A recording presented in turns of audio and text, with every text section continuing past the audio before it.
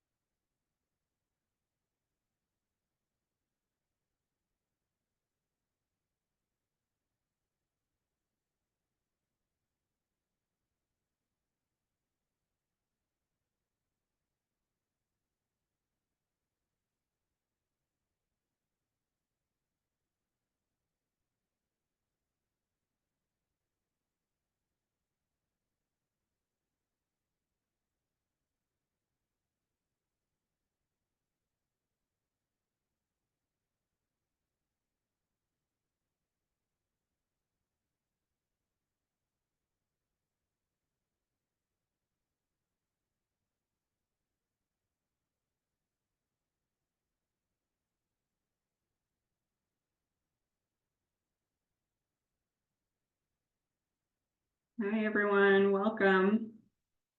I'll give it another minute while we're still welcoming people on.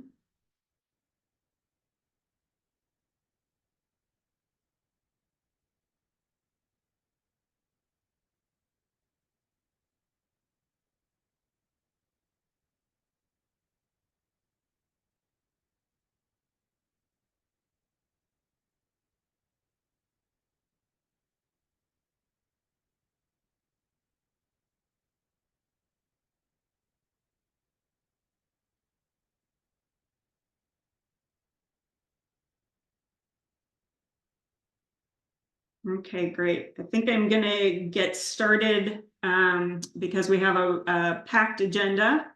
Welcome to our webinar, Work Smarter, Not Harder at Scale, using AI to coach students through college-going and financial aid processes. This webinar was developed as part of the OTTERS Project, which is being conducted by MDRC and the Washington Student Achievement Council, or WSAC, and is being funded by Capital One. Next slide. Okay, so first, a few housekeeping items.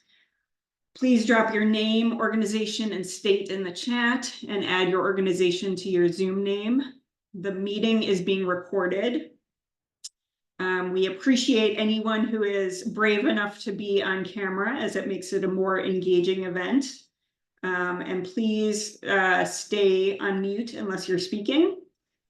And then we're doing something a little different. We're using Padlet for questions and answers, and we have dropped a link in the chat. So please add any questions you have to that link. You will get a note that it's a suspicious link. We promise we're not spreading any viruses. It's safe to use. And then finally, I just wanted to say we do not have any official breaks in the agenda, but it's a long event. So please, of course, feel free to step away when you need to. All right, next slide. So we have a great agenda today. After the opening remarks, we are going to do a brief introduction of Washington's OtterBot chatbot. Then we're going to talk a little bit about findings from the OTTERS Project. Then we'll have our first breakout session where we're going to be talking about how generative AI can enhance what chatbots are trying to do. Then there's going to be a presentation by Education Forward Arizona before our second breakout session, where we're going to ask people to talk about their experience with chatbots or other navigation tools or technology, and talk about what they would recommend based on their experience with those and what they're hoping to do next.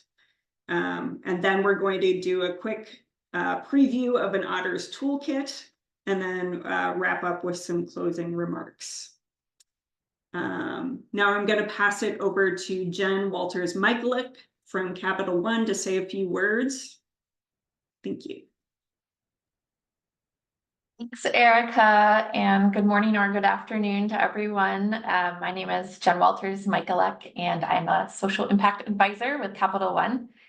I'm also live in Arizona, and I'm a huge fan of Benji. I've been following Benji for a while now, so I'm really excited to be here with everybody who I know is really committed to this work.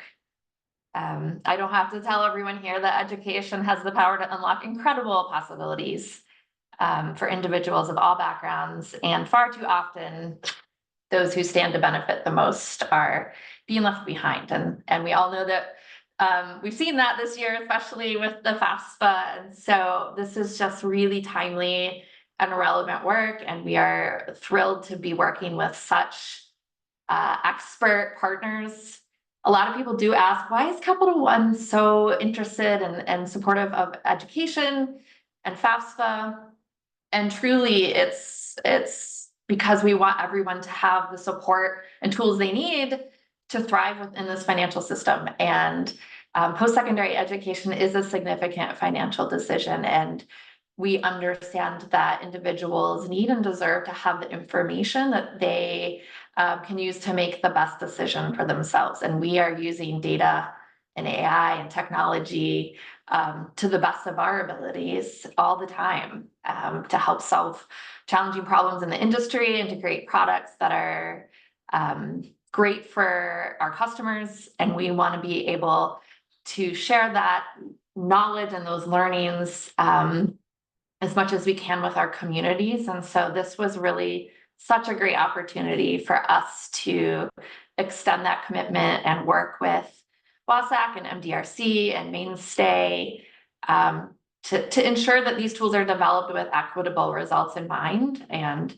not just funding the actual tool, but the understanding and optimization of that. And so truly, we just feel very grateful to have been on this journey with everyone. We are really looking forward to all the learnings, looking forward to hearing from you all about how we can continue to support and scale this work and work towards building a more equitable future together. So thank you for letting us be a part of this, and looking forward to learning more. Thank you so much, Jen. So next we're going to hear a few words from Isaac Wache, Deputy Executive Director of WSAC. One more slide. Thank you, Erica, and thank you, Jen. Thank you all so much for taking the time to join us today. The Washington Student Achievement Council, or WSAC, is a Washington State higher education agency. By statute, we provide strategic planning, oversight, advocacy, and program administration to support increased student success and higher levels of educational attainment in Washington. The agency is also responsible for managing the state's financial aid programs.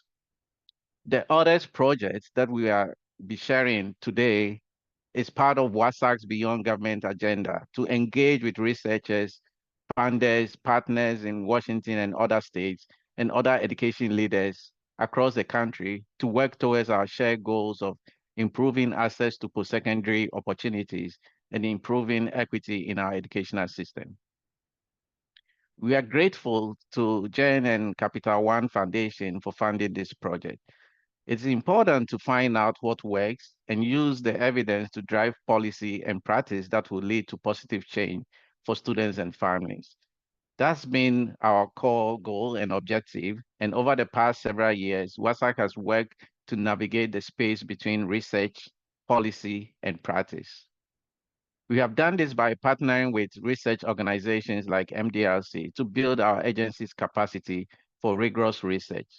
And we are using these findings to improve our programs and inform our policy agenda in Washington. So we are very grateful for everyone who is participating in this webinar today, and we hope to learn a lot. Now I will hand it over to Sarah. Hi, everyone. Good morning, good afternoon, wherever you may be. My name is Sarah Weiss. I serve as the Director of College Access Initiatives at WSAC, or the Washington Student Achievement Council. And I'm here to talk to you briefly to introduce what is OtterBot. And I'm first going to do that about the why behind why we created OtterBot or partnered with Mainstay and kicked off all of this amazing learning work. Was that, Washington has an amazing set of financial aid programs. Isaac referenced them. But despite that, we have, struggles with financial aid and college enrollment rates. And you can see on these charts that struggle, especially, this year with the struggles with FAFSA in general, I think that are being seen nationwide.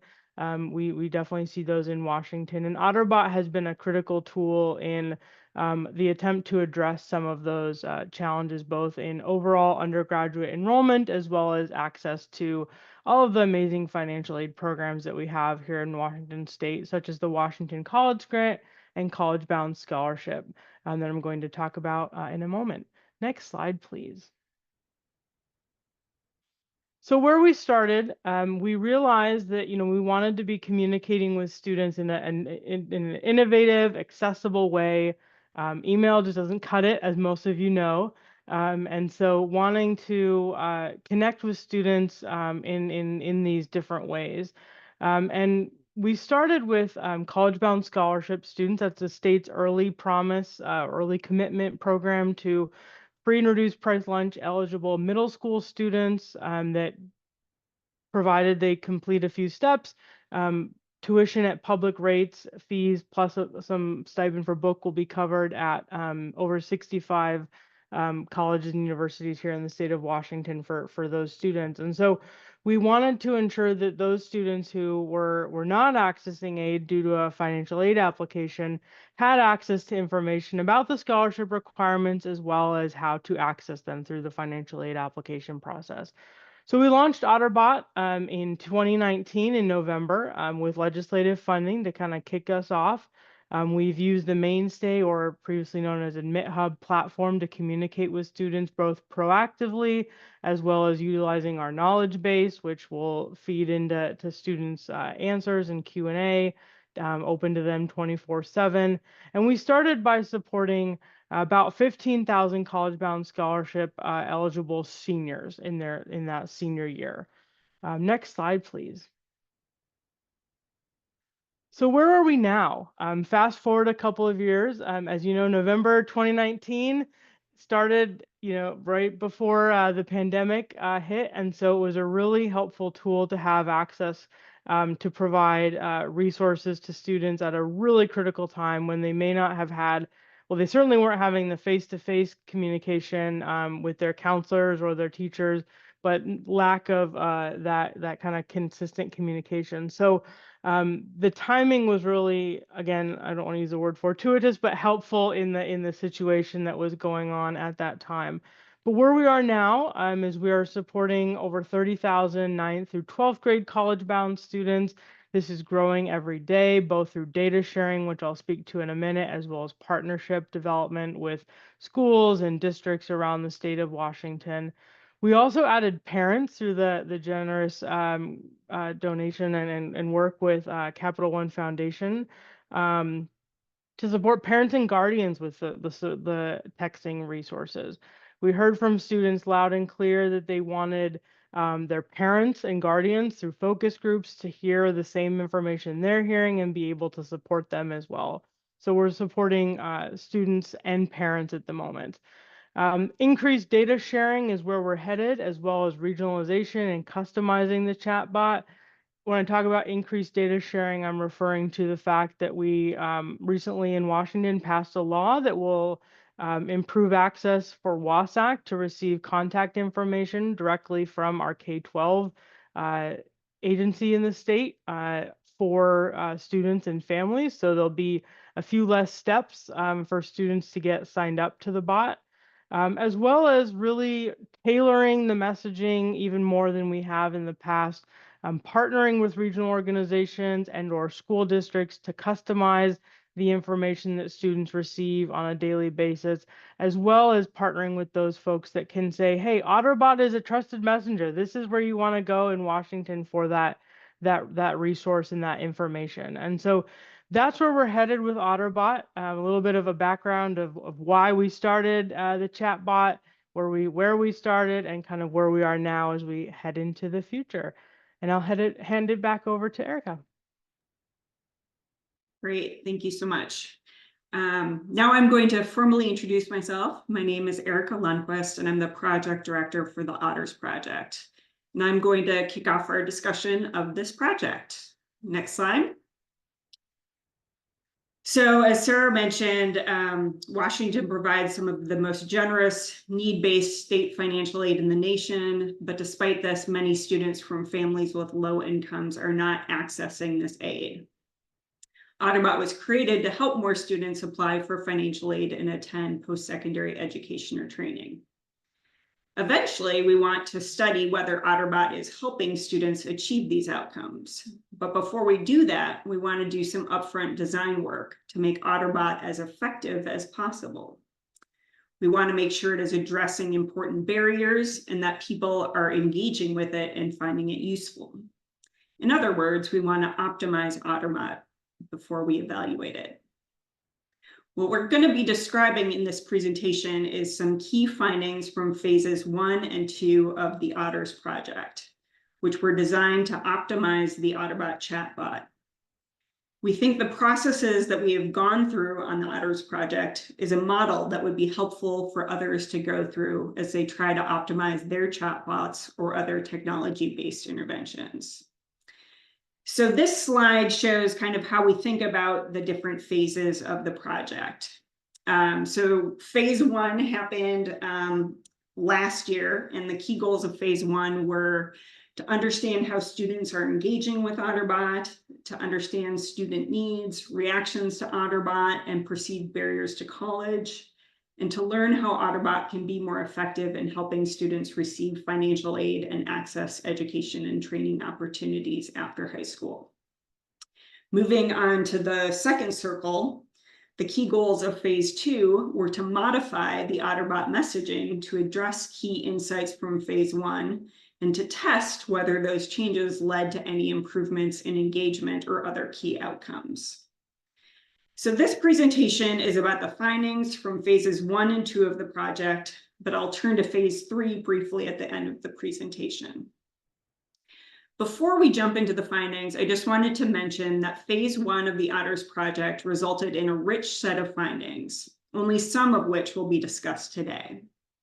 Some of the findings from phase 1 highlighted issues the team attempted to address through changes in OtterBot messaging that were implemented and tested in phase 2 of the project, as will be discussed shortly. Other findings led WSAC to make other changes outside of changes to OtterBot messaging.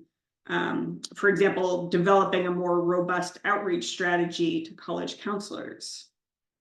But there's another set of issues that we learned more about in phase 1 that are likely due to systemic issues and require more substantial interventions than can be provided by texting alone. We hope to focus on some of these in phase 3 of the project. You can learn more about all of these findings in a report that we will be publishing early next year. And with that, I will hand it off to Sophia, who will be talking about some key phase 1 findings and how those led to design changes in phase 2 of the project.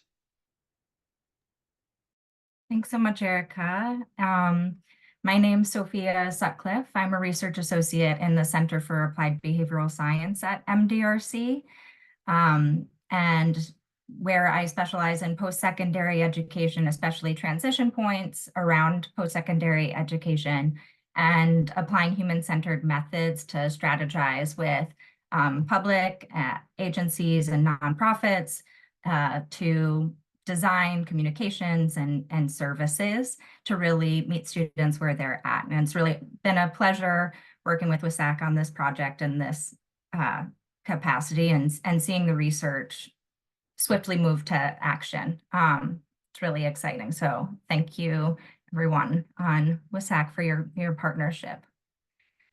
So today I'll be presenting on findings from phase 1, that market research that Erika mentioned. And on the right, we have a preview of the methods that we used. So the We mapped out the steps and decisions students make throughout the process of applying to financial aid and college and enrolling in college, and really thinking through where OTTERBot comes into play in that. We use these methods of focus groups and surveys to understand student or informational needs in that process and gather feedback on messaging approaches. And we also used quantitative analysis of administrative data to really pull the whole picture together and measure the scale of student outcomes. So Britt will go into more detail on this little graphic on the left, but in general, through this process, we're interested in and had in the back of our mind always the outcome of financial aid application rates and student enrollment in post-secondary education or training. And we were thinking about how OTTERBot engagement, OTTERBot interacts with those outcomes and the role it could play. Can move on to the next slide, please. Oh, and see our toolkit for more how we did all of these, used all of these methods. So you can try it at home too. Okay, now next slide.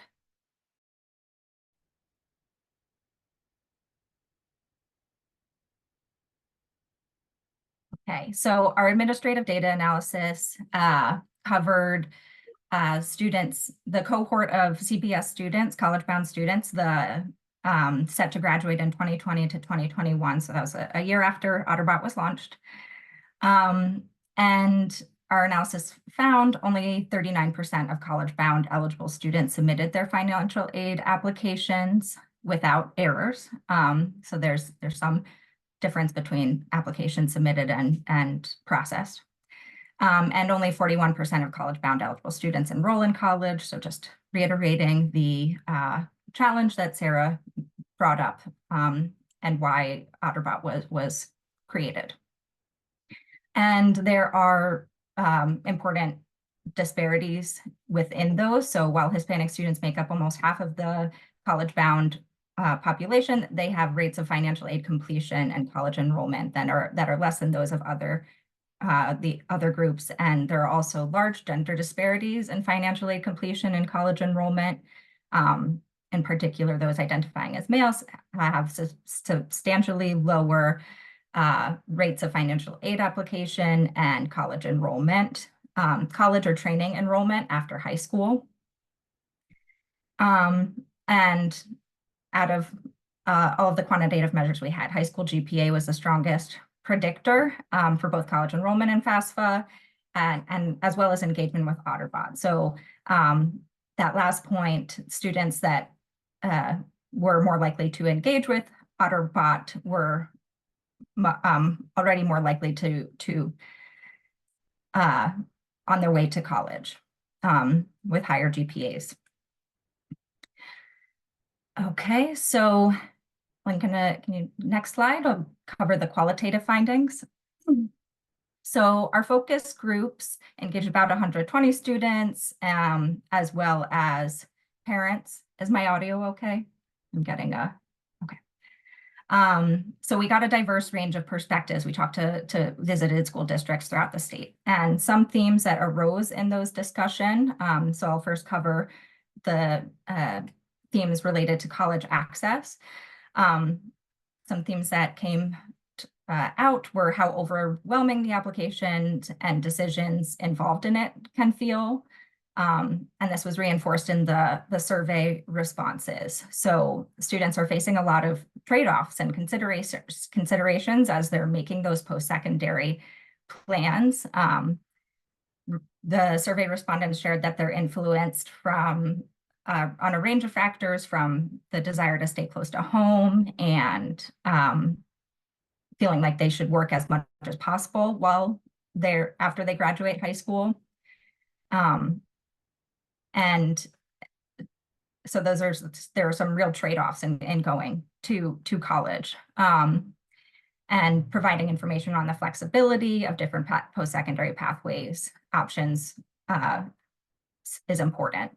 So for example, one of the messaging prototypes we showed in our focus groups and got student feedback on while we were in those group discussions was a message campaign that provided a localized list of colleges and career information relevant to locally. And students liked not only that there was some personalized, concrete information relevant to them, but that they could also respond and receive more information relevant to the track that they indicated.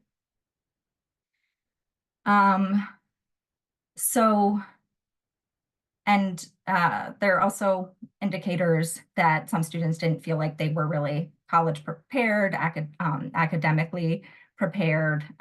College can be and feel competitive and exclusive. For example, the timing and content of a lot of information that's out there about post-secondary options and the process focuses on more traditional academic trajectories as opposed to workforce training or certificate programs, for example. Next slide. I'm way over time.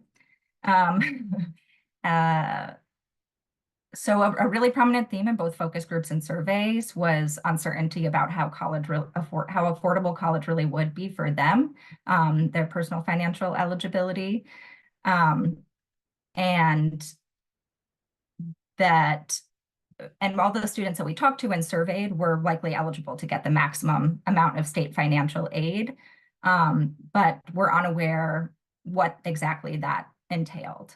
So in the survey, students indicated only 45% of respondents were aware that the scholarship covers tuition at public rates. So there's definitely room for OTTERBot to play a role in improving awareness about those financial aid opportunities. Next slide. And through the focus groups, in order for OTTERBot messages and the content delivered in them to have any impact on financial aid and college enrollment, students need to open them and engage with them. So some themes came out in the focus groups related to that students are just getting a lot of automated messages and may not view it beyond the banner notification. So the opening lines are really crucial. And also they showed a really high level of cybersecurity awareness and trust in the message, and hyperlinks, for example, in particular, were a concern for students. So the credibility of sender and trustworthiness of messages was a really common, a really big theme in the focus groups. You can skip ahead 3 slides. So what did we do with this information? We applied these insights from phase 1 to design alternative messaging for senior students in the 2024 cohort, so from October to June. And next slide. For some examples of how we attempted to improve the reach and engagement with OTTERBot, the introductory messages were really important and translation of them. So everyone received both the introductory campaign in both Spanish and English, and were prompted to indicate their language preferences. And we also sent a reminder and a few days later to encourage them to respond if they had not already. Next slide. And we repeatedly introduced OTTERBot and related it to Washington State and WSAC to establish the credibility of the information we were sharing through the bot. Next slide. And we had a lot of our campaigns had opportunities to reply and receive more information relevant to their response as a way to encourage information seeking and engagement with the tool. Next slide. A lot of our messages in general tried to shift kind of mental models that call it a post-secondary education might not be for them, and really emphasizing that the financial aid available can be used in a variety of programs, and pointing them to those options.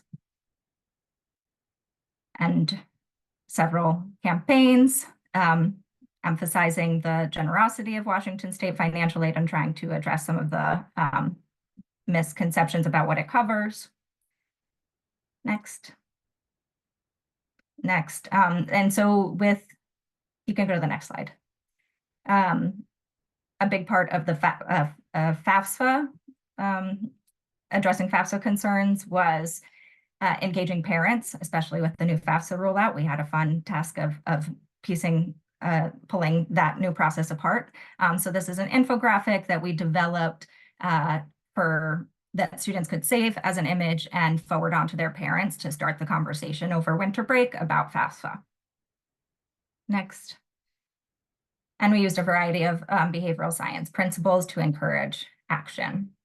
And with that, I think I'm way over. Sorry, guys. I will pass it off to Britt to describe how we assessed whether these alternative messages were effective. Great. Thanks so much, Sophia. Hi, everyone. I'm Britt Henderson. I'm a research associate at MDRC. And as Sophia said, I'm going to be talking to you a bit about our A/B testing, which we use to assess whether or not all the great findings that Sophia just described from phase 1 that we use to redesign our messaging, whether or not that had impacts on some key outcomes. And before I get into that, I just want to say that all of the results that I'm going to share with you all today are preliminary. We're still waiting for some additional data, so nothing that you see today is actually final. Okay, so on this slide, it's just an overview of A/B testing. And A/B testing is a statistical technique. It's pretty similar to a randomized controlled trial. It's really great for testing two versions of a program or a service.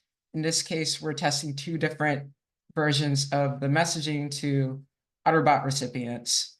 So you start with the sample of students who are receiving OTTERBot messages, and then you're randomly assigning them into one of two groups. The first group, Group A, is going to receive the standard messaging, and then the second group, Group B, is going to receive this redesigned alternative messaging that has been informed by all of the insights that we gained from our phase 1 research activities. So once the groups are assigned, the next part is pretty easy. You're just tracking their key outcomes throughout the testing period. And then at the end, you compare their rates of the key outcomes. So in this example, we're looking at financial aid completion for the students. So we would compare those final rates of successful application submission for Group A and Group B, and then we determine if there was an impact. Okay, so on the next slide, you will see our theory of change, and it's showing how engagement with OTTERBot can lead a student to hopefully achieve some of these key outcomes, so such as financial aid application completion and post-secondary enrollment. And then on the next slide, you'll see that engagement is actually a multifaceted process. It includes everything from a student receiving that initial message, whether or not the student's attention was captured, captivated, and whether or not they actually read the message and understood it. But as you'll see, a lot of these aspects of engagement are actually not measurable with the data that we currently have, right? So we don't know whether or not a message captured a student's attention. We don't know whether or not the student actually understood the message that they received. And, hopefully in the future, technology will help us with some of these things. A really easy example is like read receipt data. So we can at least know whether or not the student actively opened the message. But today we're going to focus on the things that we can observe in the data. So we know whether or not a student received the message, and that's how we build our sample. And then there are a couple of other things we can see. We can see when a student responds to the OtterBot message, and then we can also see whether or not a student opted out. And then we have another group for students who did neither of those two things. On the next slide, we actually start to look at some of those engagement results. So if you look on the left side of this figure, you'll see rates of response to messaging for our two groups, the standard messaging group and then our alternative messaging group, which received the redesigned messages. And right off the bat, you can see that there was an impact on rates of response. So students who received the redesigned alternative messaging actually had higher rates of response to OtterBot messages, right? And it was about 11 percentage points higher. If you look at the figure on the right side of the screen, you'll see the analysis of rates of students opting out of receiving OtterBot messages. So this is an option that students have. They can opt out at any point, and you'll see that there actually were no impacts on rates of opt-out. So both the standard messaging group and the alternative messaging group both opted out at about around 7%. And while it's really encouraging to see that the redesigned messaging did have impacts on engagement and led to increases in that, so far that has not translated into higher rates of financial aid application completion. So this figure is just showing that essentially there were no impacts on financial aid application. Both groups submitted financial aid applications at a rate of just over 50%. It is important to remind you all that these results are preliminary. And then we also want to take a bit of grace because we know that, as others have mentioned, FAFSA rollout was not ideal this time around. So just keep that in mind. Okay, so on the next slide, really quickly, I want to talk to you all about some of the subgroup impacts that we looked at. And so we often do these subgroup impacts to see whether or not the messaging, the alternative messaging, had different impacts for different groups, if there was variation in the effects. And we looked at 4 different types of subgroups, and these were based on some of the findings that Sophia was sharing from phase 1. So we heard that Hispanic students had rates of key outcomes that were lower than other groups. And so we compare Hispanic students versus all other ethnic identities. We looked at gender, so male versus female and non-binary students. We had 3 different categories of GPA. And then finally, we looked at rural versus suburban and urban areas. So what did we learn? So generally, the impacts were pretty similar for all of our different subgroups. For example, all groups saw that 11 percentage point increase in engagement. So they saw that the alternative messaging had positive effects on rates of students responding to OtterBot messages. So among our non-Hispanic students, we did see that the messaging led to increases in rates of financial aid completion, but we did not see that same impact among Hispanic students. And it's also important to note that regardless of whether the student received the alternative or the standard messaging, non-Hispanic students had rates of financial aid completion that were higher than those of Hispanic students.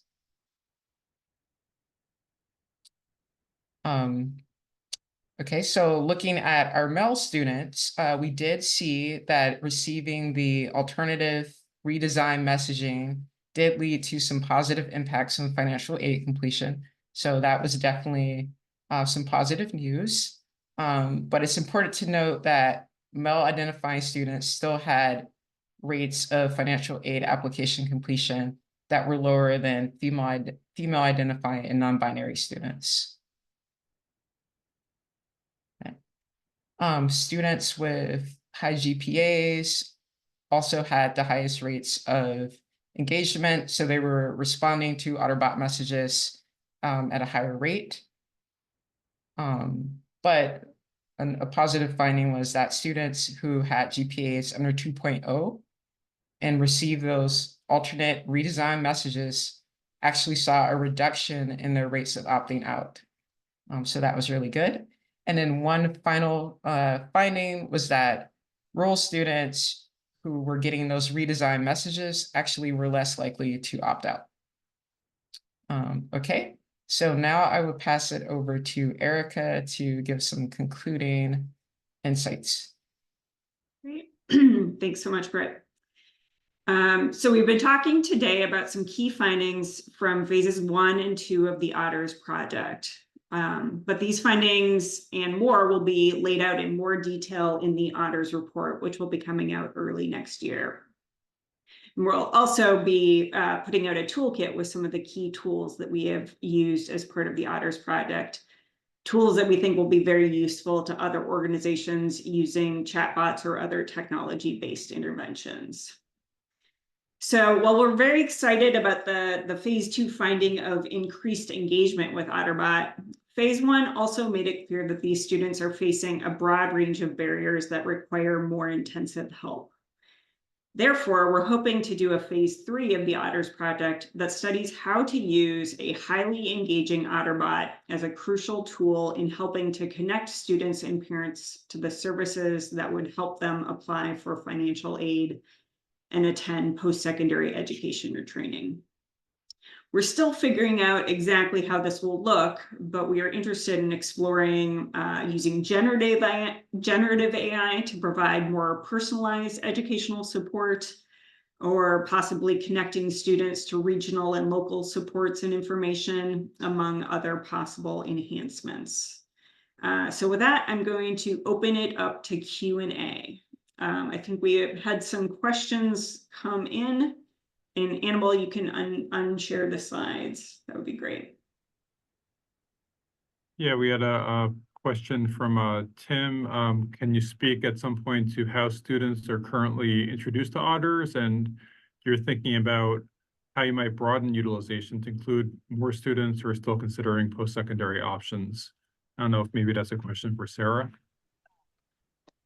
Yeah, happy to kind of chat a little bit about that. Right now, we've communicated with students who are signed up for college-bound scholarship program. If we have their contact information, we do mailings, emails to let them know about the program ahead of launching, both their student and parent, launching the actual text messages.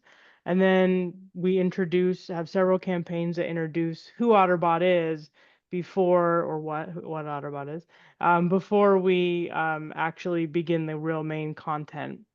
We also have engaged with school counselors, continue to create and disseminate marketing materials in that work with creating that trusted messenger relationship.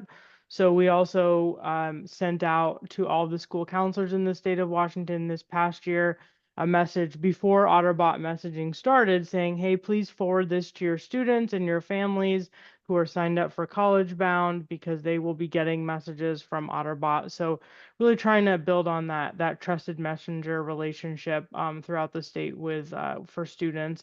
And then finally, I would say this regionalization or customization effort that I briefly mentioned, where we're trying to connect with some school districts and partner organizations this next year, really would be to tailor and connect with or customize messages to the students at that school or being served by that community organization, for example. So really wanting to ensure that students know about all of their options. They know that OtterBot is a trusted source, and that they can ask it questions, and we will send them helpful information about all post-secondary pathways. And so those are kind of a few things that come to mind in response to your comment, Tim. Great, and we had a follow-up, I believe, from Bill about how OTTERS interacts with students who don't have firm college-going identities, let alone plans, like before they're even at the point where they're applying for financial aid or application. So how can OTTERS reach out to those students?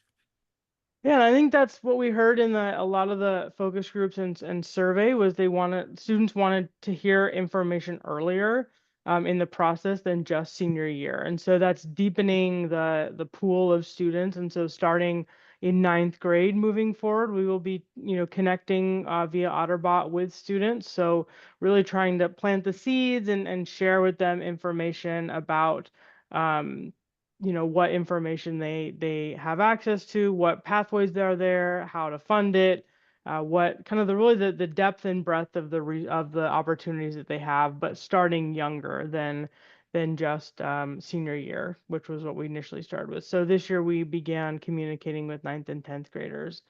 And I do see just a follow-up question in the chat as well.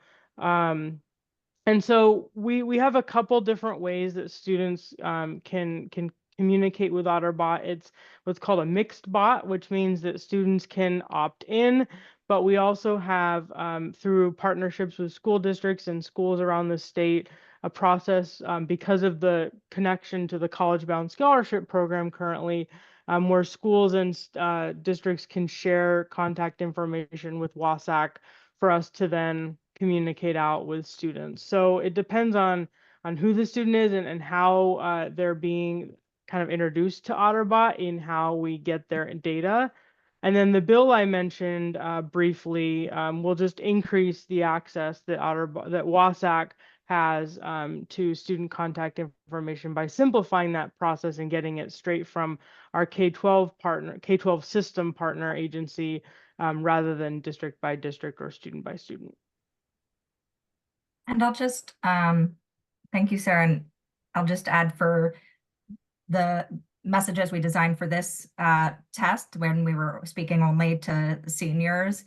I think the sequence of messaging was introduction. This is what OtterBot is. This is what how to use it, and right into the financial aid opportunities and how expansive the pathways are for that.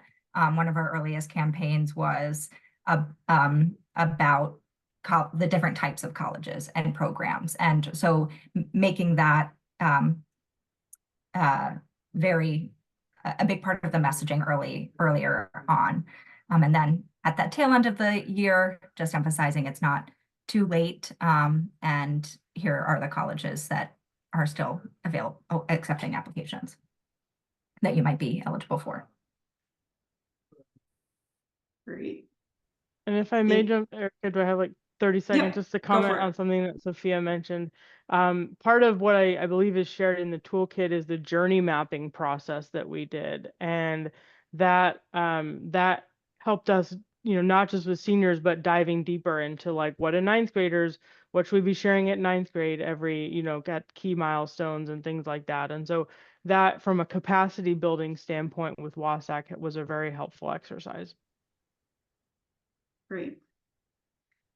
All right, so we should probably move on to keep ourselves on track, but feel free to keep putting questions in the Padlet or in the chat, and we'll try to write some answers in as we go too. All right, Annabelle, can you re-share the slides? Okay. So now I'm going to pass it off to Rick to speak a few minutes about generative AI as an introduction to our first breakout session. Great. Good afternoon, and I'll formally introduce myself. Rick Hendra. I'm a senior fellow and director of the Center for Data Insights at MDRC. Our center is where a lot of MDRC's AI-related research sits. And I just want to, like Erika said, just introduce the topic of AI and why is it such a big deal right now, particularly for this type of application. I mean, first of all, of course, AI did not start with ChatGPT. We know OTTERS is a great application of AI. AI has been around as a field since the 1950s, at least, depending how you mark the beginning of the field. So it's a field that's been around for a long time, but what's really changed dramatically is the ability to apply AI for social policy applications and a variety of applications across the economy. So just to get us thinking about what might be possible, I just want to introduce some concepts. So let's start with GPT. So the G means generative. So that's a really big deal because now we have a technology that could generate words, it could generate pictures, it could generate video. And with the ability to generate comes the ability to customize and tailor interventions based on students' interests or needs. So that's a big piece of why we're so excited about generative AI in particular. The P means pre-trained. So we talked earlier about the knowledge base on which tools like OTTERS are built. The knowledge base for the GPT tools is the entire internet, essentially. So there's an incredible amount of data that went into the training of these tools. And that comes with great potential, but also, of course, great risk because we know that there's a lot of bias built and, just safety issues built into information that is part of the training, and that's part of the picture too. The T finally is transformer, which just is a new way of handling natural language. So if you look at the slide on the right, you see a typical example of text prediction. So we have a sentence like the students opened their, and then their what? That could be their books, that could be their laptops, that could be their exams. And in a sense, what generative AI is just simply text prediction, but it's going a lot further than what we have seen, for example, in our text messaging apps or our email. So that now we have the ability to, as you know, write poems, write stories, edit, etc., create resumes, review college essays, etc. What it ultimately provides is the ability to have everyone getting their own customized intervention. So that sort of personalized intervention piece is a real game changer in our field because we often in policy research talk about the need to get beyond a one-size-fits-all strategy. Well, with generative AI, in theory, you could have a intervention that is such that each person is getting their own program in a sense. So no surprise that there's a lot of buzz about this. People like Bill Gates saying it's the biggest development since the invention of the internet. And one of the main applications that people talk about is navigation applications, in particular navigation of complex processes like going from high school into college. So this is definitely a very relevant topic for this this field. Next slide, please. So I just recently wrote an editorial on the use of generative AI for social policy applications, and just want to make a couple of quick points about it as we go into the breakouts. One is that definitely there's a need to think it through. So those of us who remember the sort of dot-com bubble, there is a little bit of that in this world right now. We want to make sure that AI makes sense for the problems at hand. That means that we're talking about processes that are repeatable and well understood, like the process of applying to college.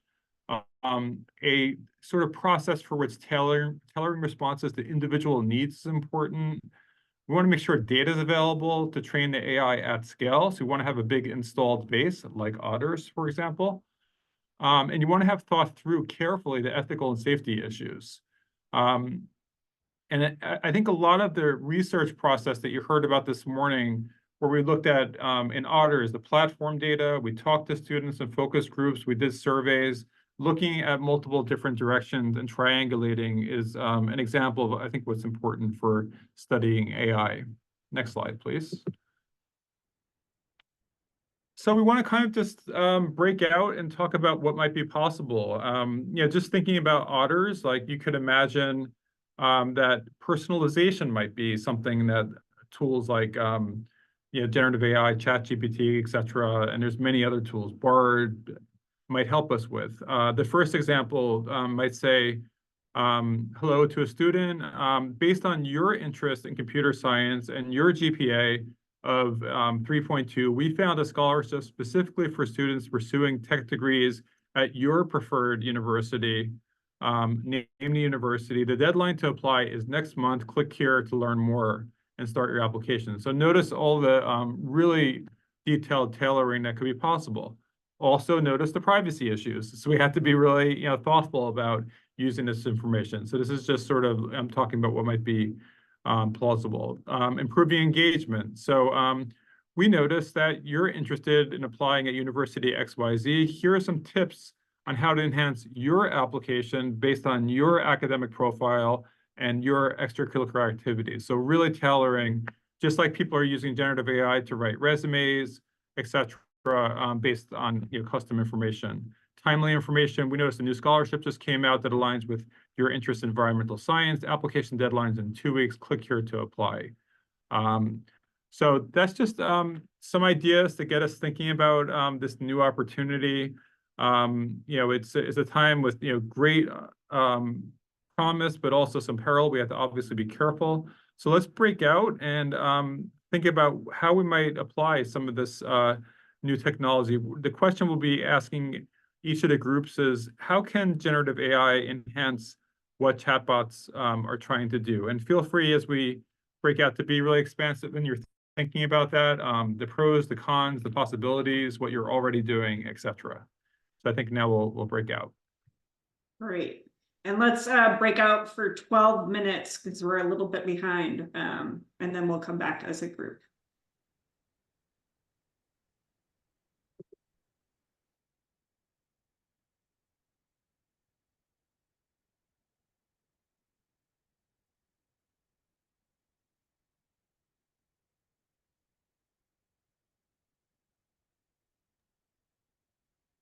Erica, I think I may need to get assigned to breakout C, I believe, with Laura.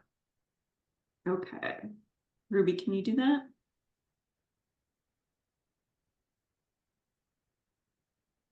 Perfect. Thank you.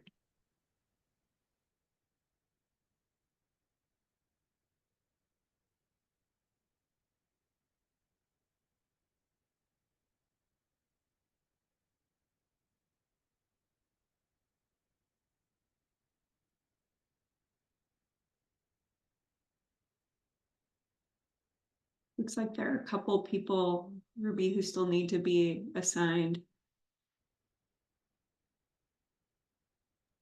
They're not showing up on my screen. Oh, okay. I was assigned, but I'm staying in here, I think we talked about.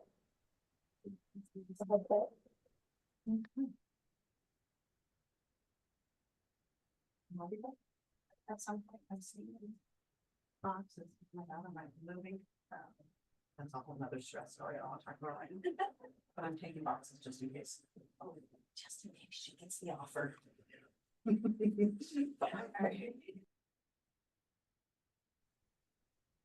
Everyone okay so far? I think so. Yeah. Yeah, I think so. I hope these conversations are useful. I think they will be, but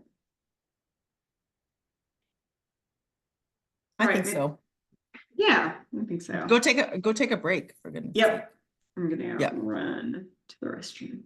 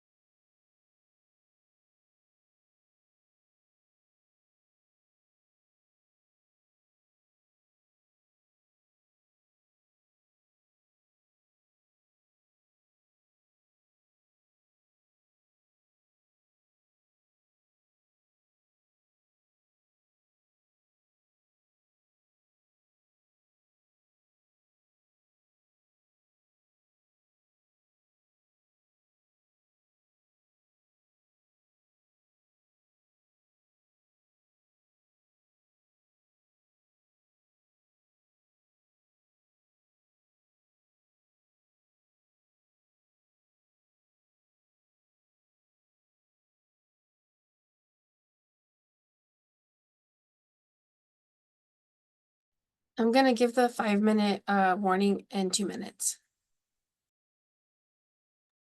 Great. It looks like one other person is joining.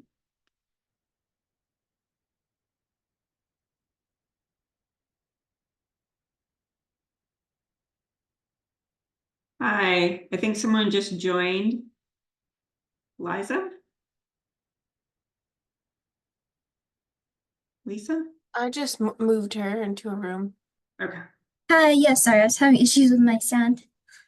No problem. We're in breakout rooms right now, so we're putting you in a room. Okay, yeah, sorry for being late. I'll get into the breakout room. No, not a problem. Thank you for joining.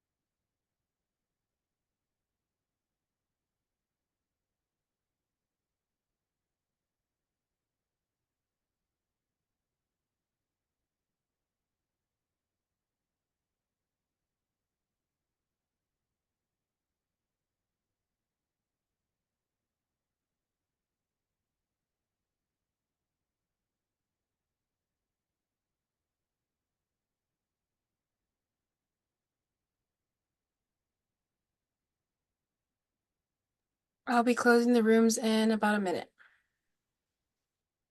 Great.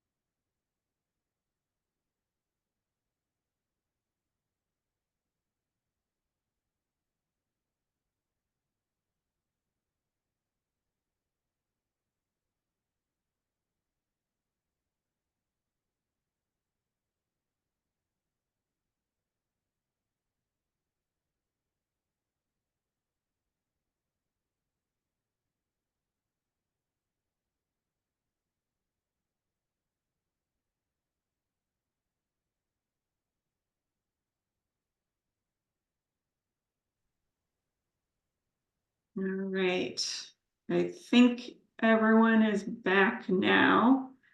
Now I'm going to turn it over to Bill DeBon, Senior Director of Data and Strategic Initiatives at NCAN, who's going to speak for a few minutes about some trends and themes coming out of the breakout rooms. Okay. Hi, everyone. It's good to be with you and see so many familiar faces and some faces who aren't familiar yet, but hopefully will be by the end of our time together today.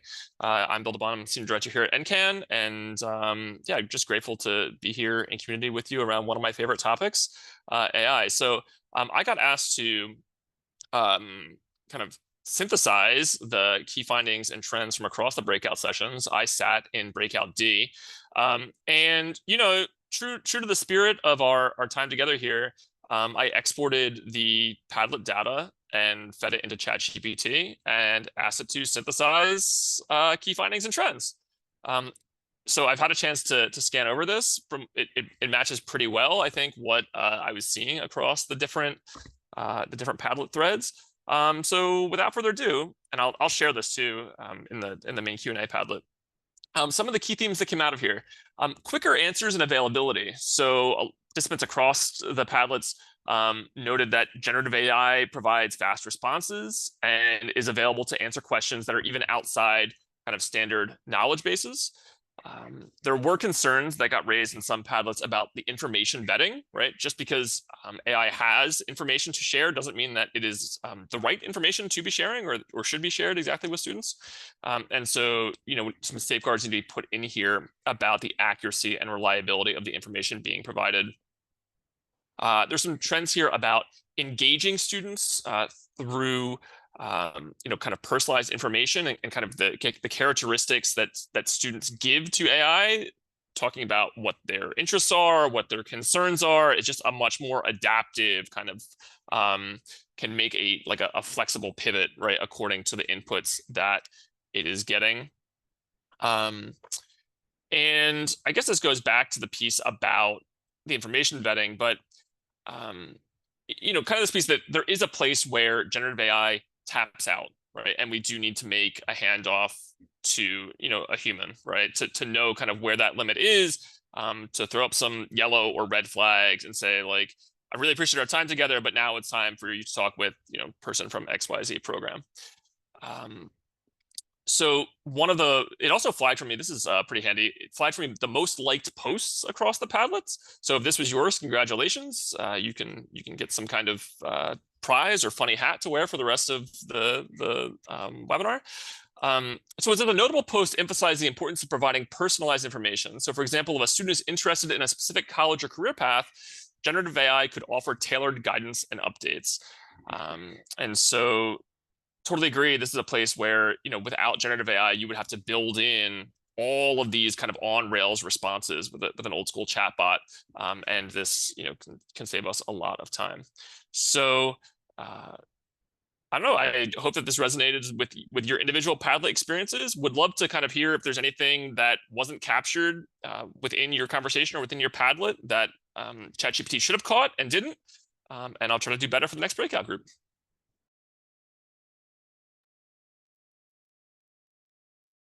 Thank you so much. That's really great. All right. Next, we are going to turn it over to the team from Arizona to talk a bit about their chatbot.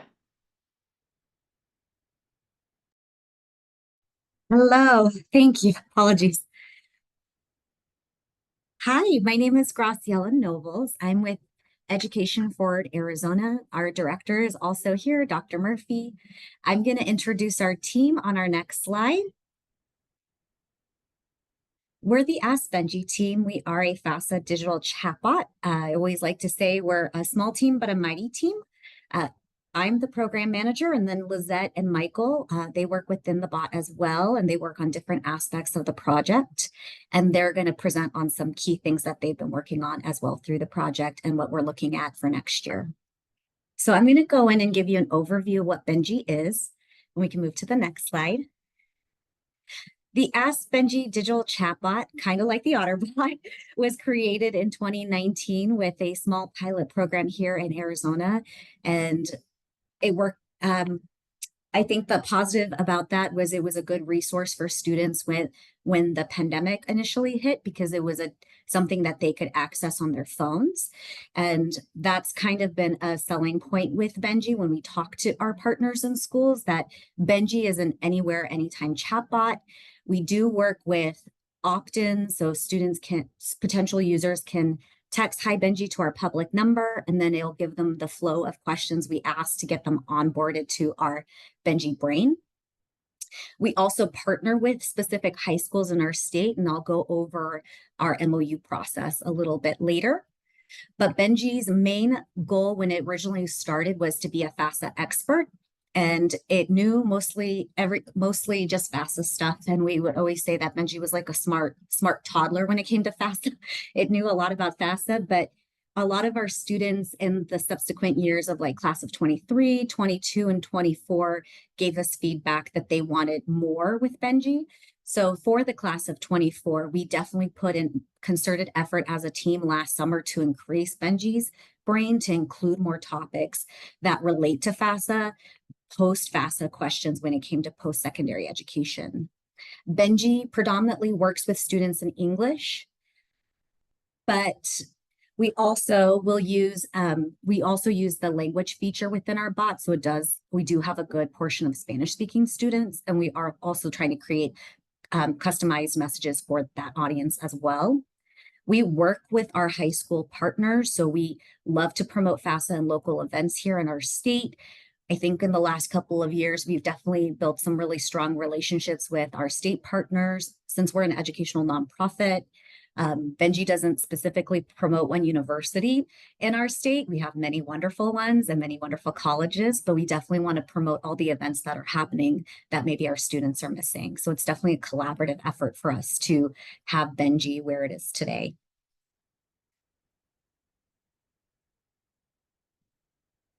So for our class of 2024, Benji did grow in its topics of messaging. I think we really fell into that pivot because a lot of the things that we would talk about October and November was about financial aid and prompting students to create and start their financial aid application. But with the delay, it allowed us to bring in other topics that would bring the value of the financial aid application and other things that our state had. So we've increased our messaging topics, and I'll have Lizette kind of talk about our academic year timeline that we have this last year and that we'll have this next year. But for the class of 24, we definitely made an effort as a team to increase more interactive messages. We found that our engagement rate from the class of 23 definitely went up when they had things to engage with like multiple choice questions, getting questionnaires sent to them. So this last year for the class of 24, we increased more of those and created more commands. I love the Benji commands. If you text Benji now and you're in it, you could do #priority and it would give all the big university and college deadlines that we had this last year. And we were updating it according to what the schools actually had, because that did change throughout the school year because of the FAFSA application. So we've created more commands. And when we have those commands embedded into our nudge messages, it allows those nudge static messages to become a little more interactive as well, because then they can use that command we've sent. I'll move on to our MOU partnerships. Benji works with Arizona Board of Regents here, which houses the Arizona College Connect database that tracks where students are with their financial aid application. We've had this partnership for the last couple of years. For the class of 24, it was on pause because of all the delays, and we weren't able to create the personalized nudges based on where students were with the FAFSA application, just because a lot of that was delayed. So we did have to get creative this last year to ask students where they were periodically throughout the school year. But going forward to this next year, for the next class, we're going to be able to do some of the same things we were able to do for our past senior classes, which with our partnership with Arizona Board of Regents, we'll be able to utilize the information that we collect from our MOU partners and put that into our bot and then send personalized messages to specific students who've completed the FAFSA, who need to start the FAFSA, and who maybe got stuck on something like there's a verification or a missing signature. We can send them a specialty message that week when we're sending out FAFSA reminders based on where they are with the application. This is something that we utilize for a lot of our users in our bot. We had about 30,000 plus users in our bot, and we have a good portion of opt-ins. I would say probably a couple hundred or 50 every month. But for us to get to the user capacity of 30,000 plus, we work with high schools here to sign a memorandum of understanding that they would go through with their district and get it approved. They would send us their senior information, senior student information, all the points on the side of all the points that you see on the side of the slide. And that would allow us to get that information and have the students already opted in to begin with in October when we launch. And like other chatbots, we allow them to opt out throughout the year. They can opt out at any time. When we do introduce ourselves, we try to put the connection that we're working with their district or their high school. So then that way they can connect us with the institution that they're affiliated with versus us just being a random thing messaging them that actually might know their name. So we've been making a lot of efforts to get that information out to our teams or to our high school teams so that they're able to share that information with their students and families so they can expect the Ask Benji welcome message in October. I'll move on to how the MOU partnership has impacted Benji's reach. Because we work with high schools directly to create an agreement, and every year they renew that agreement because it's a non-expiring MOU by sending us their data. So if they don't send us their data, even if we have an agreement, like we can't force them to send it to us. But if they if they miss 1 year, they can always come back the next year. So for the class of 24, we were in 27 Arizona high school districts. Within those high school districts, we had over 132 individual high schools. We work with districts because it's easier to get 27 contracts signed versus 132. And our team is only 3. And I think that would put Michael in quite in predicament trying to go out to all these different regions in our state. We also work with unique partnerships. We have a post-secondary training school, WSAC, that's really cool. And we've been signing some new school partners the last couple of years. And so our new 3 partners for the last senior class was the 3 schools listed here. So that kind of gives you an idea of how we've been growing. When I first started, I think we had 22 partnerships. And in the last year and a half, we were almost up to 30, which is really cool to see that kind of growth in the last 18 months. And I'm going to move on to the next section. And I'm going to have Michael come on. Yeah, hi, good afternoon, everyone. Can you all hear me all right? So yeah, my name is Michael Wang. I am the partner and data coordinator for Ask Benji. So it's my role to work together with the 29 district partners, help them with implementation, and then also review some of the engagements that are coming in from the students and share feedback, share that back with our partners. So as part of Benji's growth, we've decided to start messaging juniors and what we kind of just call this junior cohort study.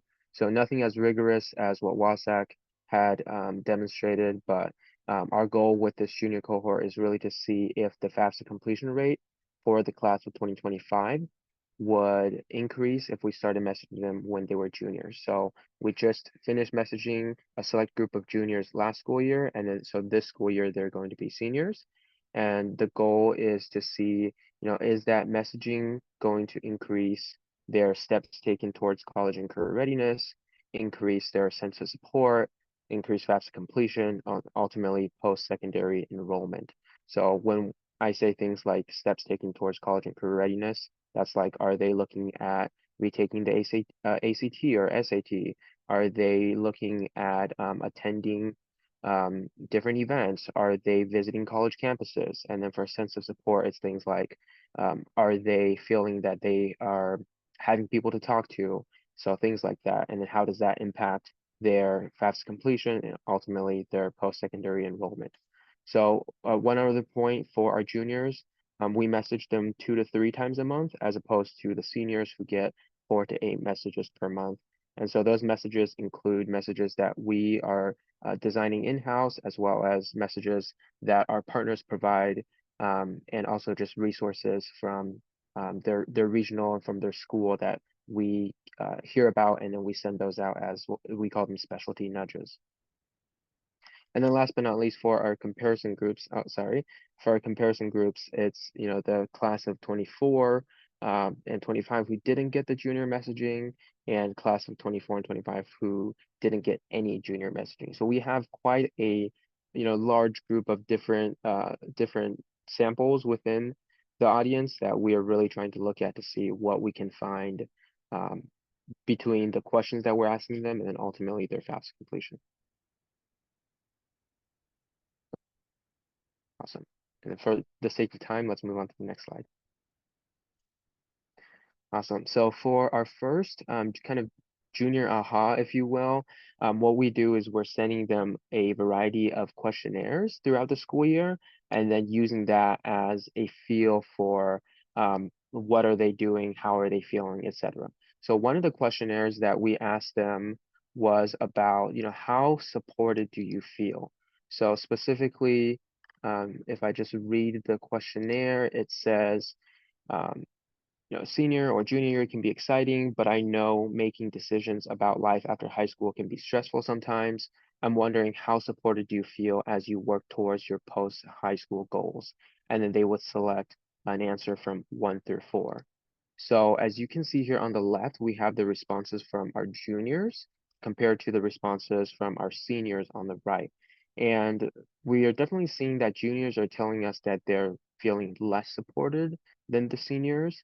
And when we brought this result to our partners, those who are participating in this junior cohort, we're able to really have this conversation with them, and we can really help each other understand what are some of the causes for why students are responding this way and what can be done. So in this case specifically, when we brought this to our partners, some of them were telling us that, well, you know, we have some events, but they're really all optional for juniors. And even if juniors do attend, we're not really tracking their attendance. So we don't know what is the participation of juniors in our college and career readiness events that are more really designed for seniors. And then additionally, some other partners were saying, well, you know, we want to increase our resources provided to juniors, but the bulk of the time that counselors have are directed towards seniors, and those are also in line with when the FAFSA opens. So because of the FAFSA delay this year, that really kind of hindered some of the efforts and initiatives that had been planned that were aligned with the traditional time. Next step, please. Next slide. Cool. So for the number 2 aha, we also asked our juniors and seniors how comfortable were they with their understanding their options to pay for college. So specifically, the question asked, education after high school can get expensive, but remember that financial aid resources are out there. How familiar are you with your options to pay for college, university, vocational school, etc.? And then they would select from options 1 through 5, 5 being not displayed on here, but that was, I have other plans after graduation, so like military, workforce, etc. And you can see here what this is showing us is we took 2 snapshots of how our seniors felt, and then 1 snapshot for our juniors. But across, you know, all of these 3 snapshots, for both juniors and seniors, they were consistently telling us that they felt they were not familiar at all with their options to pay for college. So this was definitely a very interesting result for us to see. And you can see on the left bar for each of these graphs, that is that, you know, nearly 50% of students responding that they are not familiar at all with their options to pay for college. So going back to our counselors, some of the things that they were saying were, you know, kind of in line with what I had said earlier, because we don't necessarily have the resources to work with juniors, but they do really want to try to do that. And so we're really working with them to see, okay, so what can we do to help students feel the urgency that they need to start having this conversation earlier? And then what can we do to provide them the resources and also bring the parents in so that this conversation can be an easier one to be had? Next slide, please. Awesome. The next, last but not least, I want to share a third aha is a follow-up to the question asking students how supported did they feel. This one followed up by asking them who was their most helpful support, or actually, my bad, this is asking them what are the most, who has been the most helpful when it comes to your options to pay for college. So the answers here are kind of concerning. We see that the largest chunk is that blue, and that represents parents and families. So for both juniors and seniors, they were overwhelmingly telling us that their most helpful support when it comes to understanding your options to pay for college was parents. But our in-house practitioners know that parents are not always the most suited at answering questions when it comes to paying for college or the steps that need to be taken to prepare. So this is definitely a very concerning finding for us. When we talked to our partners, they were also echoing similar things that they're really trying to increase parent engagement. Some districts, they're saying we have really great parent engagement, but those are more anecdotal and less, do we have data to back that up? And are we really assessing how our parents feel? And again, how confident do they feel with their understanding of these topics? So next slide, please. Yeah, so that kind of wraps it up for some of the preliminary findings. I'm going to pass it over to Lizette now. Hi everyone, my name is Lizette. I'm the engagement coordinator for the Ask Benji program. Like Rosela mentioned earlier, we keep in mind the academic calendar for our high schools and the different events that are going on. One of the benefits about partnering with our high schools is that we get to send messages to our students earlier on in the academic year. And we're able to get a better gauge of where students' goals are in regards to post-secondary planning, and also get a gauge of their financial aid understanding. And students in Arizona are able to opt into Benji at any point throughout the school year, but having that benefit of being able to message students earlier on can help them, could help them, prompt them to take steps earlier on within the year than if a student were to opt in, let's say in like January or February. So this is just a few examples of some of the questionnaire planning that we laid out throughout the academic year for our students. And on the next slide, you'll see some examples of some of the partner messages that we've sent out. So another benefit with partnering with our high schools is that they can let us know, hey, here are some events and some that we want our students to know about. And so they're able to request customized messaging that we create, and we're able to target those messages specifically to their high school or to that high school district. And as you see here, these are just some examples of some of the FAFSA workshops that some of our partners were hosting to let their students know, like, hey, there's this event happening in your school. And we found that students really love receiving customized messages because it helps kind of have that personalization with that student and letting them know, like, hey, your school is letting us, your school wants you to know about this event so that you can participate. And then on the next slide, you'll see some of the resources and events, some of the resources that we have for our partners, such as the Educator Toolkit, as well as some of the our Benji parent letter. So this helps kind of, this is a letter that our high schools, that we share with our high schools and our districts, so that they are able to share with their students and families, letting them know that, hey, Benji will be starting to message students in the fall, so that they are aware that they are going to receive this text message. And we also have different media like resources for partners that they can share, like on their socials, and also if they want to include Benji in a presentation during any of their workshops. So we do our very best to have those resources for our educators all in one spot that they can access throughout the year. And then I'll go ahead and go to the next slide. And then these are some of the exciting updates that we've had that we're going to have for the upcoming year. The first is that we will be sending parent messaging. So this past year we were only sending messaging to our high school seniors and our juniors. But now with the whole FAFSA being an obvious issue within this previous year, we've noticed that a lot of the parents that would show up to some of the workshops that our team was able to go and assist with were usually parents that received our messages.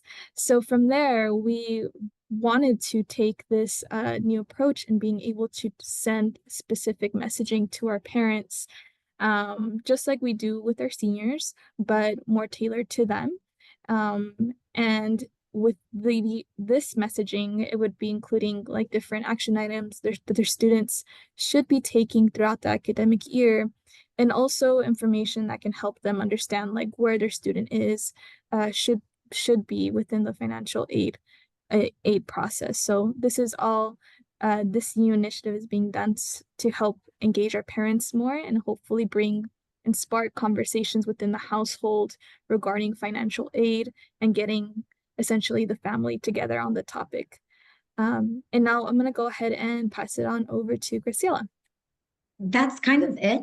You guys can definitely look at some of the things we're looking at doing for this next year and refining things that we tested out this last year. Here in the last slide has my contact information, and you can connect and reach out to us at any time.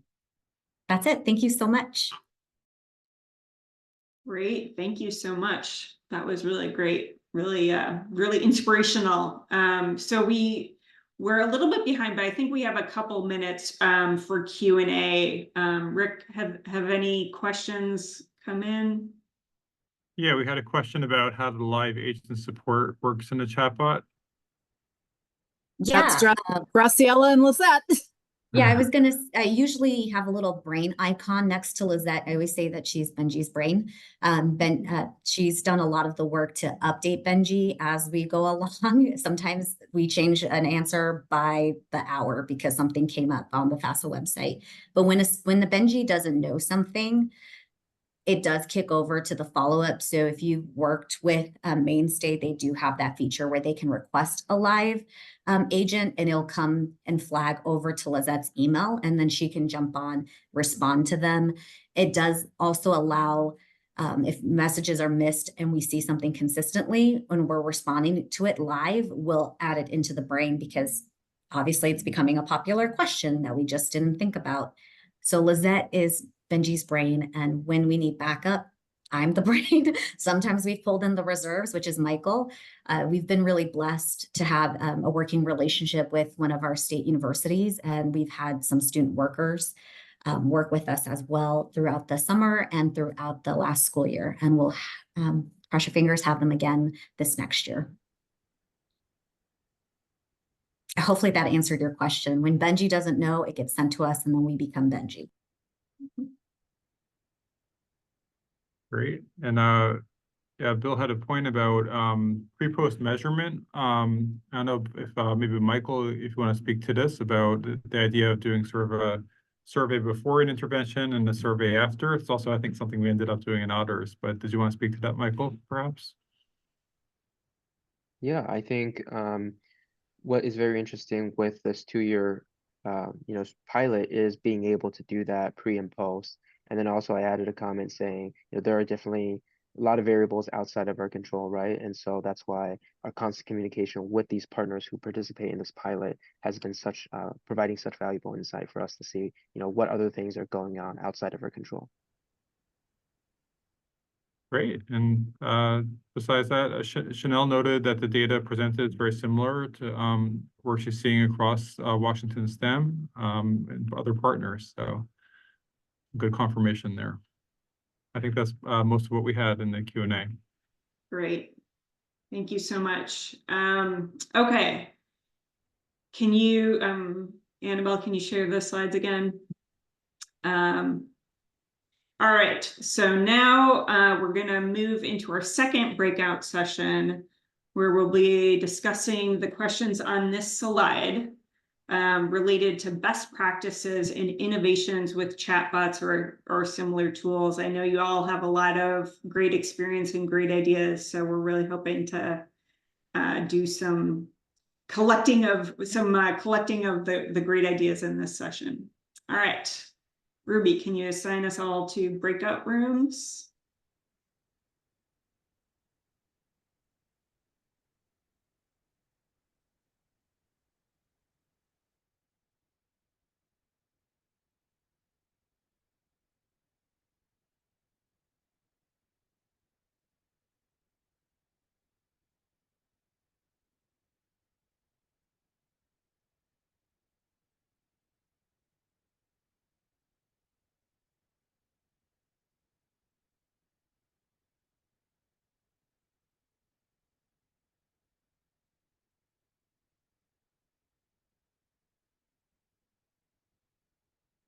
All right, and why don't we go until like 4:20?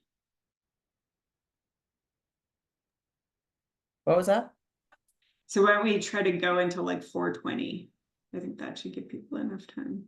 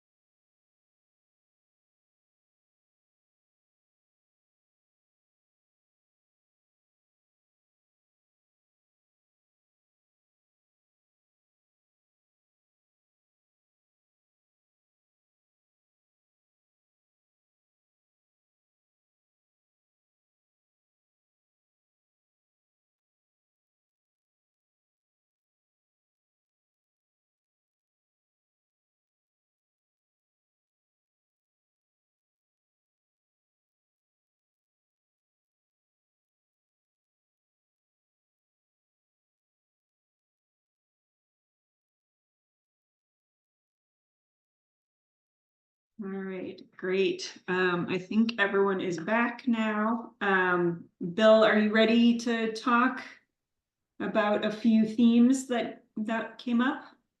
I think so. So this had more of a bimodal distribution here, kind of in the comments, right? So there was a lot of discussion, it looked like, across the Padlets about the kind of like nuts and bolts navigational tools of using hashtags and commands, neither one of which, by the way, I knew all that much about, so very helpful for me in particular. But the idea that you could kind of shorthand commands in there to direct students in specific paths, right, and help them kind of shorthand to specific information without typing out long command prompts, which increases efficiency and kind of just like the whole user experience. And then kind of the other prong of feedback that I saw across the Padlets, right, was this this real need for ongoing monitoring and maintenance. This is not the Ronco rotisserie oven where you set it and forget it, right? You have to kind of like put the work into it, make sure that the output you're getting is consistent with what you want to see, monitor trends over time, right? And be diligent. Don't just assume that the chatbot responses that you're getting today are exactly the same as what you will get tomorrow, right? And that they're still meeting student or end user needs.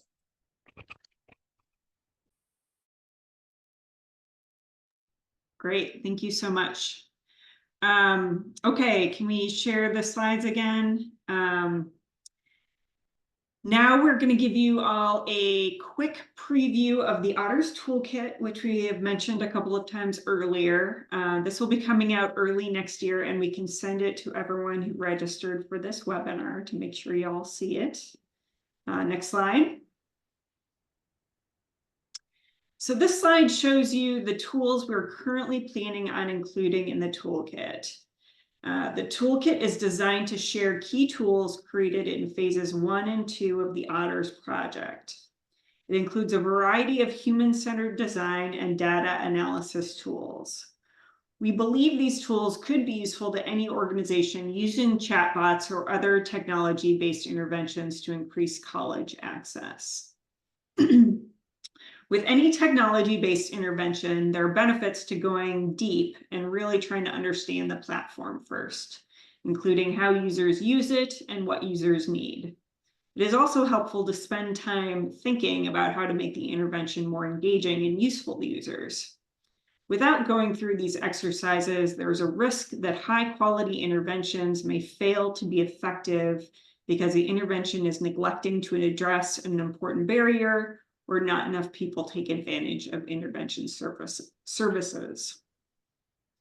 So the OTTERS Toolkit is going to have several tools that have been used in the OTTERS project, including all the tools on this slide.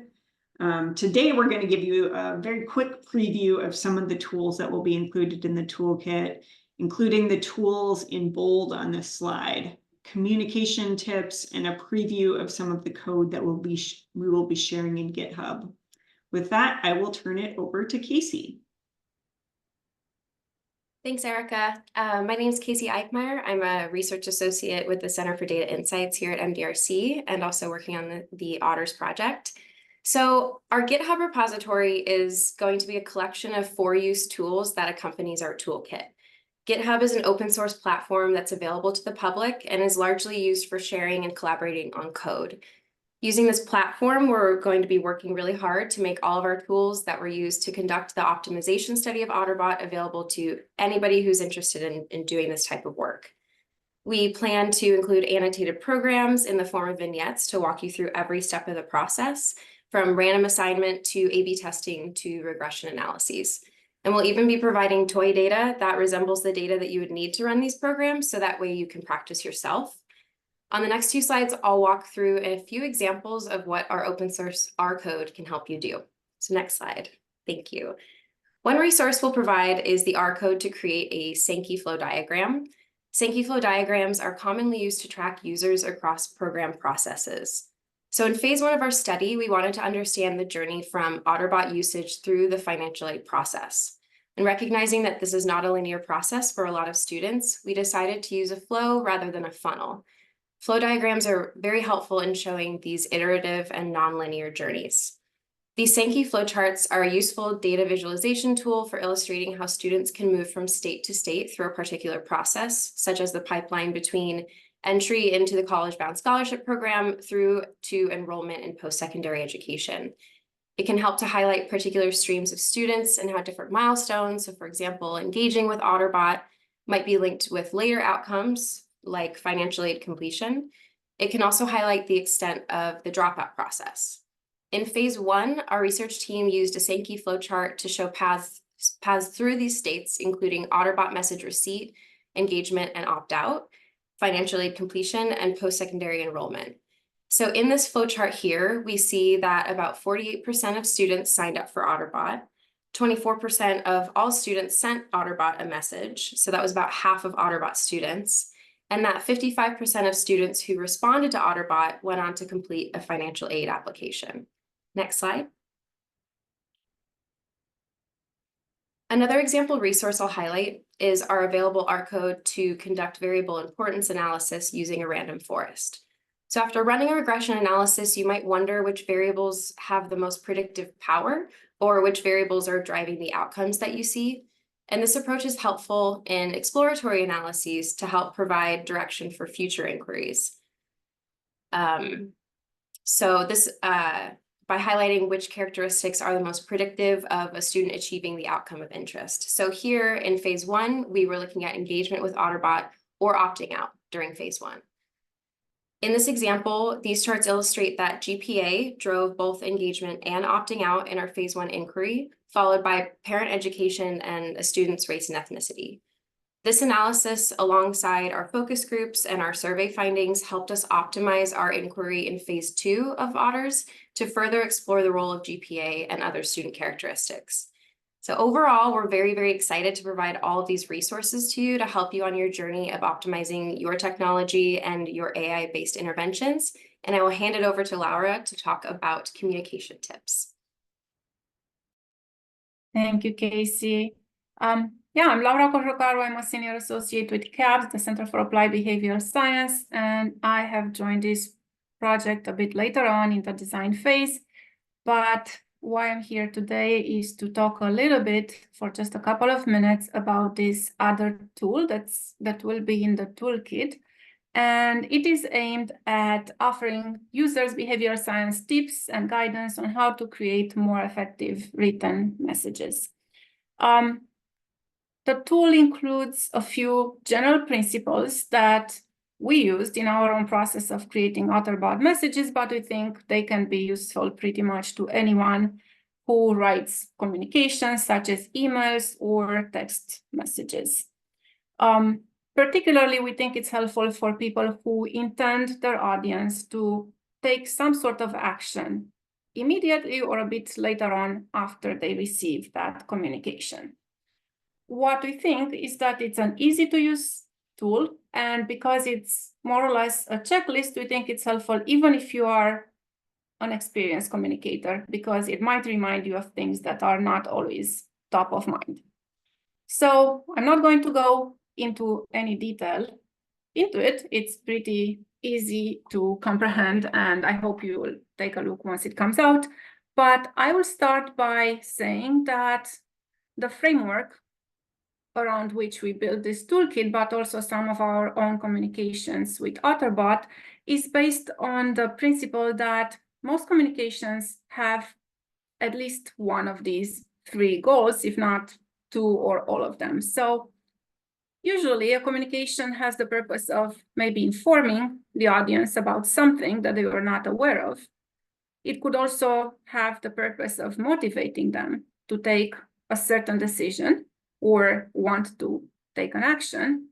And then finally, because intentions usually don't necessarily mean action, it might also have the purpose, the goal of inspiring them, prompting them to actually take that action.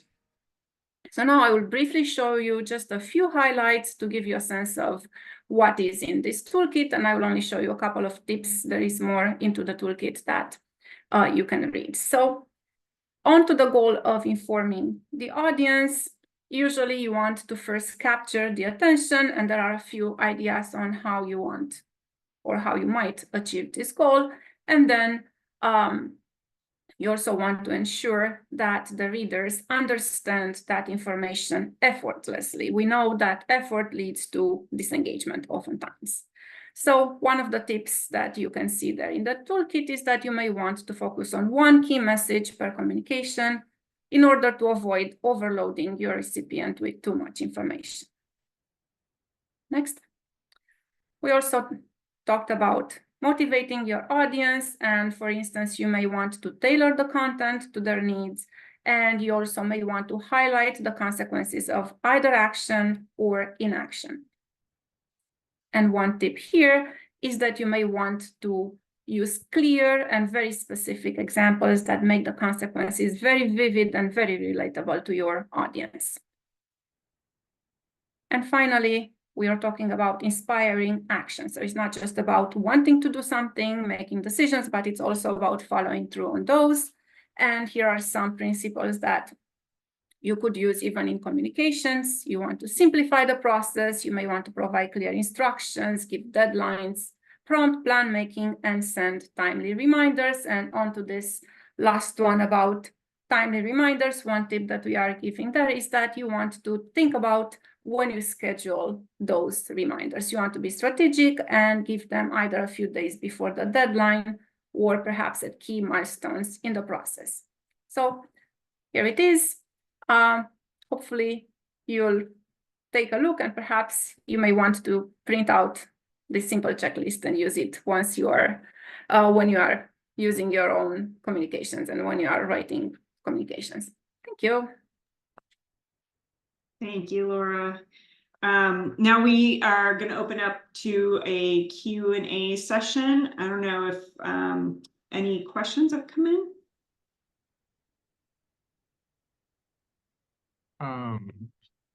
Great. I believe, yeah, well, Jason had a comment about the importance of process mapping as a critical first step. You know, when you're thinking about mapping out or automating a process, just having that really broken out in a process map is critical. Mm-hmm. I think it also helps, you know, just going back to what you were sharing a second ago on the screen, breaking it into small steps. When you understand those small friction points within the bigger problem, Laura, like you don't overload them when you're communicating with them if you're really getting it down to that really granular small step. And you can do that when you understand the process, like what are each of those things, and you're not skipping over them or assuming that they've gotten through those. So I think that process map goes a really long way in helping to like actually be able to motivate somebody, because when they take those small steps, that one next step is what gives them the confidence to take the next one, you know. So yeah, I know I already said it, and I'm rambling at this point, but I think it's the key. Absolutely. Michael also noted or asked if there's any analysis of how the elements of the communications framework impacts the study's financial aid metrics. And I could partly answer that. I think, Casey, we're planning on doing a path analysis. Excuse me. So that's an analysis where we're going to try to understand for the effects that we're seeing, what's driving those effects, like how much is it engagement or other aspects of the way the communications are playing out. So it's a technique, path analysis is a technique to try to understand the sources of differentials. But Casey, did I capture that correctly? Yeah, so the path analysis is a way to see, you know, from the start to being in OTTERBot to then engaging, what is the pathway from engagement to, say, like financial aid outcomes, or from opting out to financial aid outcomes. And we will be providing that. It might not be in the first iteration of the toolkit, but we also plan that this GitHub repository is going to be iterative, and we'll be adding tools as they come up. And so hopefully that will be a part of our package of tools as well.